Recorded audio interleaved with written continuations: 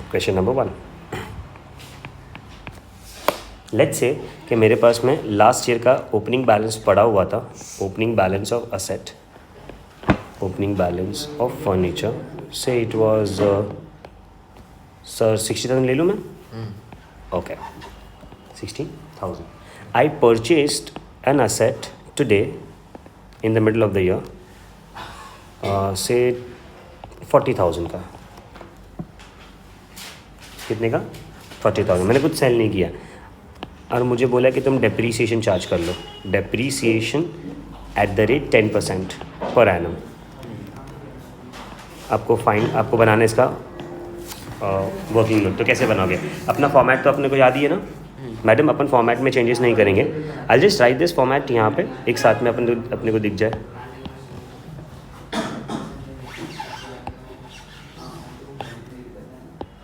Format को यहाँ पे लिख लेते हैं. आप मुझे बोल पाएंगे व्हाट वाज द फॉर्मेट? पहले अपन स्टार्ट किससे करेंगे? ओपनिंग बैलेंस से.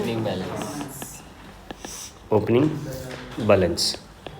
फिर क्या करोगे आप? Add purchases. और जब भी आप परचेज करोगे तो नहीं, बुक वैल्यू नहीं सर, आपको पेमेंट करना पड़ेगा सर. बुक वैल्यू तो उसमें आएगा ना सेल में, लेस नहीं, पहले सेल आएगा.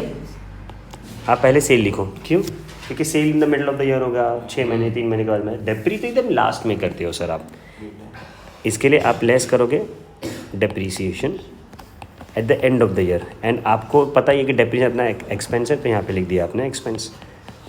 आपको जो मिल जाएगा वो आपका क्लोजिंग बैलेंस होगा मैडम, तो यहाँ पे क्लोजिंग बैलेंस. सो नाउ इसको हम लोग करने की कोशिश करते हैं. ऐसे ऐसे फॉर्मेट रेडी हो गया. चलो, ओपनिंग बैलेंस मुझे बताइए कितना है वो? 60,000. यहाँ पे लिख दो मैं 60. परचेज कितना बोला? 40,000. तो टोटल कितना हो जाएगा मेरा? सेल का कोई इन्फॉर्मेशन दिया नहीं था, तो यहाँ पे मेरे पास बच कितना गया? 1 लाख. डेप्रीसिएशन उसने मुझे क्या बोला है सर? आप कैलकुलेट करो ना, कितना परसेंट? 10%. तो कितना हो जाएगा ये? 10,000. तो 10 ना बेटा, तो मुझे बच जाएगा 90,000.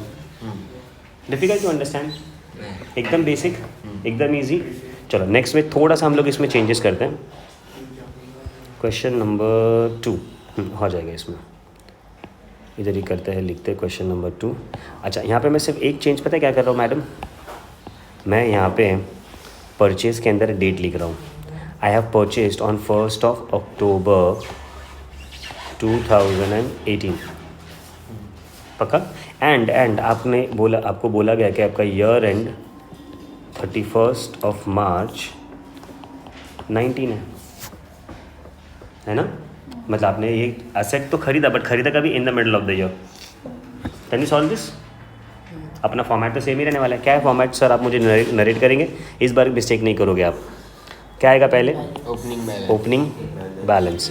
फिर आप ऐड क्या करोगे? परचेज का वैल्यू आपको कहाँ से मिलने वाला है? पेमेंट साइड से, बिकॉज आप पे करोगे ना. फिर आप क्या करने वाले हो सर? लेस सेल करोगे. सर सेल में आपने मुझे क्या बताया? बुक वैल्यू लिखना है. क्यों? मैंने अभी तक आपको उसका आंसर नहीं दिया. I am gonna give you after this question. Less depreciation. Depreciation आपका क्या होता है?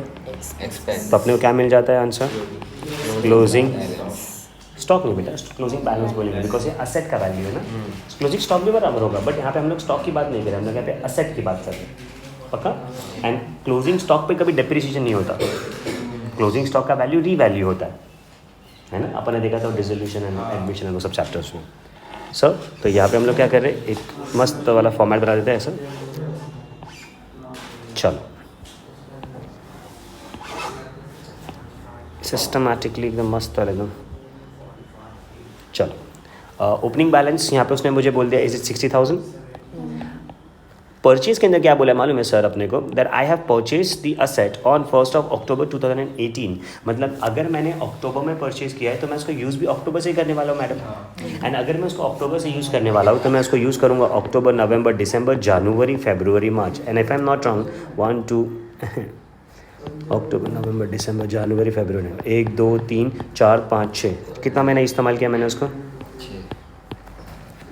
तो तो मैं उस पर डेप्रीसिएशन फुल ईयर को चार्ज नहीं कर सकता ना, मुझे डेप्रीसिएशन कितना महीने का चार्ज करना पड़ेगा, 6 महीने का। ये लास्ट ईयर का 11 साल का डेप्री का चैप्टर है। चलो, सो यहाँ पे मैंने असेट परचेज किया है 40,000 का, बट मैंने उसको यूज़ किया है सिर्फ और सिर्फ 6 महीना। हाँ, जो पहले वाला एसेट है ओपनिंग बैलेंस वाला, ये वाला जो एसेट है मेरे पास में, इसको तो मैंने फुल ईयर ही इस्तेमाल किया होगा ना, बिकॉज मेरे पास स्टार्टिंग से था। हाँ, बट ये मेरे पास स्टार्टिंग से नहीं था। सो यहाँ पे मेरा एसेट का वैल्यू हो जाएगा 1 लाख।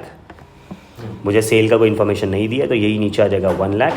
बट यहाँ पे क्या करना पड़ेगा मुझे, अरे ज़बरदस्त। तो यहाँ पे क्या करूँगा मालूम है, मैं एक आपकी अंडरस्टैंडिंग के लिए मैं लिख रहा हूँ यहाँ पे 1 लाख के ऊपर 2, एक तो ओल्ड एसेट है मेरे पास में, एक तो न्यू एसेट है। 6 महीने। यहाँ पे एक आएगा ओल्ड का, मैं इस्तेमाल करूँगा कितना महीना, चलो ओल्ड कितने का था सर मेरे पास में, 60 का था, एंड न्यू कितने का था।